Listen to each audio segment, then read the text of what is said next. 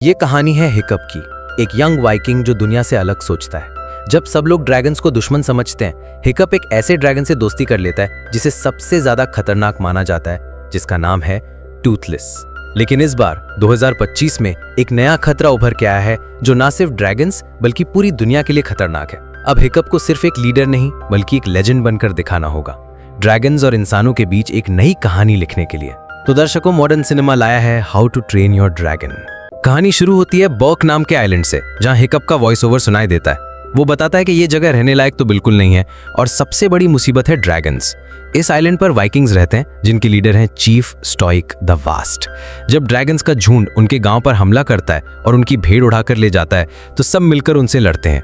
Hiccup भी चाहता है कि वो दूसरे वाइकिंग्स के साथ मिलकर लड़ाई करे, लेकिन लोग उसे एक बोझ समझते हैं। उसके गांव के कुछ और टीन्स, स्नॉटलाउट, रफ नट और टफ नट जो ट्विंस हैं, फिश लेग्स और एस्ट्रिड जो कि सबसे ज्यादा रिस्पेक्टेड है और हिकअप की पसंद भी है, ये सब गोबर के अंडर ट्रेनिंग ले रहे होते हैं। हिकअप अपने बनाए हुए बोलास शूटर के पास जाता है। आसमान में एक नाइट फ्यूरी नजर आता है जो सबसे ज्यादा डरावना और रहस्यमय ड्रैगन है। वो विलेज पर अटैक करता है। हिकअप बोलास फायर करता है और वो नाइट फ्यूरी को लग जाता है, लेकिन इससे एक दूसरा ड्रैगन उसका पीछा करता है। तभी स्टोइक आता है और उस ड्रैगन से लड़कर हिकअप को बचा लेता है। बाकी ड्रैगन्स पकड़ा हुआ लाइफ स्टॉक ले जाकर उड़ जाते हैं। स्टोइक हिकअप पर गुस्सा करता है क्योंकि उसकी वजह से उनका प्लान डिस्टर्ब हो गया।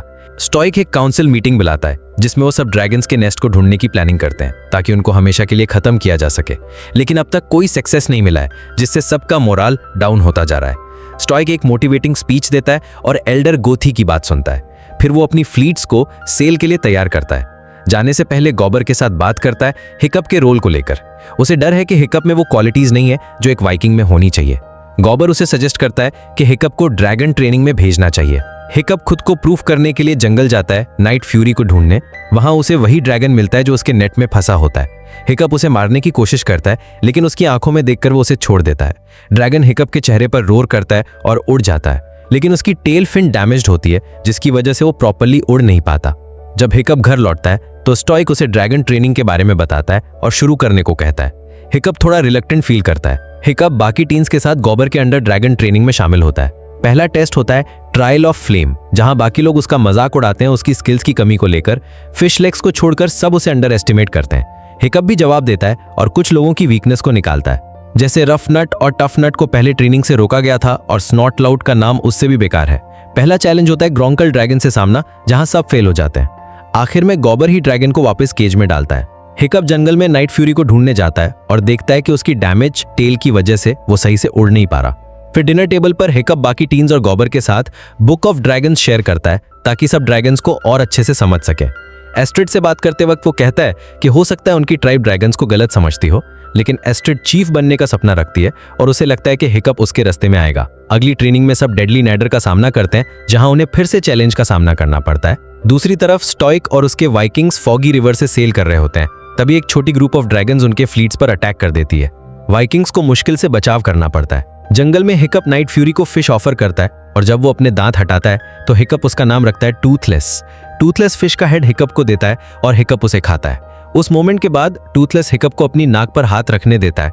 हिकअप घर जाके उसके लिए एक प्रोस्थेटिक टेल फिन बनाता है जो उसकी डैमेज टेल से अटैच करता है। अब टूथलेस दोबारा उड़ सकता है, लेकिन उसकी फ्लाइट हिकअप को कंट्रोल करनी पड़ती है। नेक्स्ट ट्रेनिंग राउंड में हिकअप और बाकी टीन्स का सामना होता है एक dangerous two headed dragon Hideous Zippleback से। जब वो सबको स्मोक क्लाउड्स में कंफ्यूज करता है, हिकअप सबको सरप्राइज करता है जब वो एक स्मोक्ड ईल का यूज करके ड्रैगन को भगा देता है। उसने पहले देखा था कि टूथलेस उस ईल से पीछे हट गया था। इससे सब इंप्रेस हो जाते हैं। हिकअप चुपके चुपके टूथलेस के साथ और वक्त बिताता है, उसकी फ्लाइंग स्किल्स इंप्रूव करता है और ड्रैगन्स को कंट्रोल करने के नए तरीके भी समझता है, जैसे ग्रोंकल को एलर्जी से कंफ्यूज करना या नैडर के गले को स्क्रैच करके उसे शांत करना।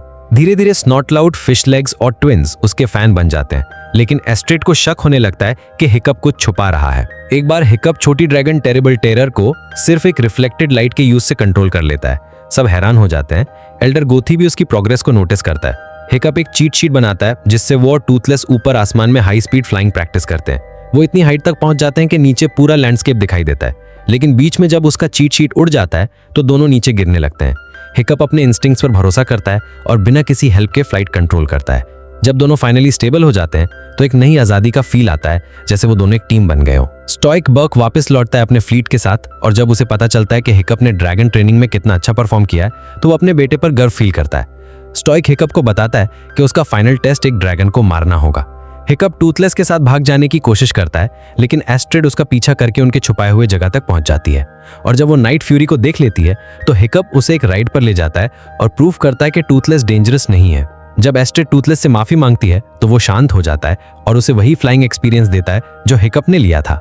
थोड़ी देर बाद टूथलेस दूसरे ड्रैगन्स के साथ एक आइलैंड की तरफ उड़ता है। वो सब अपने नेस्ट वापस जा रहे होते हैं, जहां पर हिकअप और एस्ट्रिड को उनकी क्वीन रेड डेथ मिलती है। जब एक ग्रोंकल काफी फूड नहीं ला पाता तो रेड डेथ उसे मारकर खाता है। दोनों बर्क वापस आते हैं, जहां पर एस्ट्रिड सब वाइकिंग्स को बताना चाहती है कि उन्होंने ड्रैगन्स का नेस्ट ढूंढ लिया है, लेकिन हिकअप को डर होता है कि अगर वो ये सब बता देगा तो टूथलेस को मार डालेंगे। अगले दिन हिकअप का सामना मॉन्स्टरस नाइटमेयर से होता है, जो अपने आप को आग लगा सकता है। जब हिकअप वाइकिंग्स को दिखाने की कोशिश करता है कि ड्रैगन डेंजरस नहीं है, तो स्टॉइक कुछ ऐसा करता है जिससे मॉन्स्टरस नाइटमेयर वायलेंट हो जाता है और पूरी जगह भागता है। टूथलेस ये महसूस करता है और अरीना में आ जाता है हिकअप को बचाने के लिए दूसरे ड्रैगन से लड़ता है।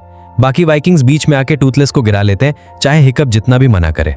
स्टॉइक हिकअप को खींच कर ले जाता है और उससे आर्ग्यू करता है कि वो ट्रेडिशन तोड़ रहा है, लेकिन हिकअप कहता है कि अब वक्त आ गया है कि ड्रैगन्स को मारना बंद करना चाहिए। बीच बाद में हिकअप से गलती से निकल जाता है कि उसने ड्रैगन्स का नेस्ट ढूंढ लिया है और टूथलेस उन्हें वहां ले जा सकता है।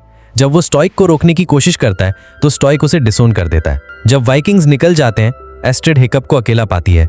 हिकअप उदासी से कहता है कि उसने अपने सबसे अच्छे दोस्त को मुश्किल में डाल दिया है और कैसे वाइकिंग्स एक ट्रैप की तरफ जा रहे हैं। एस्ट्रिड उसका हौसला बढ़ाती है, जिसके बाद हिकअप बाकी 4 टीन्स को इकट्ठा करता है और कैप्टिव ड्रैगन्स को लेकर उड़ता है ताकि वो टूथलेस और सबको बचा सके। वाइकिंग्स ड्रैगन आइलैंड के पास नेस्ट के लोकेशन पर पहुंचते हैं। स्टॉइक उन्हें आदेश देता है कि अपने वेपन से दीवार तोड़ दो। जैसे ही वो उसे तोड़ते हैं, रेड डेथ बाहर आ जाता है और वाइकिंग शिप्स को जलाना शुरू कर देता है। उस मोमेंट पर टीन्स अपने ड्रैगन्स के साथ आते हैं और वाइकिंग्स का ध्यान हटाने के लिए अटैक करते हैं। स्नॉटलाउड का डैड स्पिटलाउड पहली बार अपने बेटे पर गर्व महसूस करता है। हिकअप टूथलेस को छुड़ाने जाता है, लेकिन स्टॉइक, जो अब अपने बेटे को एक लीडर के रूप में देख चुका होता है, खुद आगे बढ़कर शिप के पानी में डूब जाने के बाद उसकी रिस्ट्रेंट्स तोड़ देता है। स्टॉइक हिकअप से माफी मांगता है और उसे और टूथलेस को ये काम पूरा करने देता है। हिकअप और टूथलेस ऊपर आसमान में उड़ते हैं और रेड डेथ को ऊपर खींचने के लिए उस पर ब्लास्ट करते हैं। वो क्लाउड्स के ऊपर पहुंच जाते हैं, जहां पर रेड डेथ एक बड़ा फ्लेम ब्लास्ट करता है, जिससे टूथलेस का टेल फिन प्रोस्थेटिक जलने लगता है। जल्दी सोचकर हिकअप और टूथलेस एक तेजी से नीचे की तरफ डाइव मारते हैं और रेड डेथ उनका पीछा करता है। हिकअप कमांड देता है टूथलेस को कि वो रेड डेथ के मुंह के अंदर ब्लास्ट करे, जिससे वो अंदर से जल जाता है और पहाड़ के साइड तक टकरा के एक बड़े फायरबॉल में एक्सप्लोड हो जाता है। हिकअप भी उस ब्लास्ट में गिर जाता है, लेकिन टूथलेस तेजी से उड़कर उसे पकड़ लेता है। जब आग बुझ जाती है, वाइकिंग्स गिरे हुए टूथलेस के पास इकट्ठा होते हैं। स्टॉइक पछताता है जो उसने हिकअप से कहा था और वो अपने बेटे के लिए शोक मनाने लगता है। तभी टूथलेस दिखाता है कि उसने हिकअप को बचा लिया है। स्टॉइक और बाकी वाइकिंग्स खुशी से चीयर करते हैं कि हिकअप जिंदा है। हिकअप कुछ दिन बाद घर में होश में आता है, जहां उसे पता चल पाए कि उसका राइट फुट चला गया है और अब वो एक प्रोस्थेटिक पहनता है। वो देखता है कि टूथलेस उसे मिलने आया है और उसके लिए सबसे बड़ी सरप्राइज ये होती है कि उसे ये देखकर खुशी होती है कि वाइकिंग्स ड्रैगन्स को लेकर वापस बर्क लौट आए हैं और अब आइलैंड के सब लोग उन क्रीचर्स के साथ फ्रेंडली बन चुके हैं। एस्ट्रिड हिकअप से मिलने आती है और उसे किस करती है, जिससे उनका नया रिलेशनशिप शुरू होता है। गोबर भी आता है एक नया फिन लेकर टूथलेस के लिए, जिससे हिकअप और टूथलेस दोबारा एक साथ उड़ पाते हैं। फिर टीन्स अपने ड्रैगन्स को लेकर आइलैंड के आसमान में उड़ते हैं। हिकअप की नरेशन कंक्लूड करती है कि बर्क अभी भी रहने के लिए परफेक्ट जगह नहीं है, लेकिन इस जगह की सबसे अच्छी बात है ड्रैगन्स।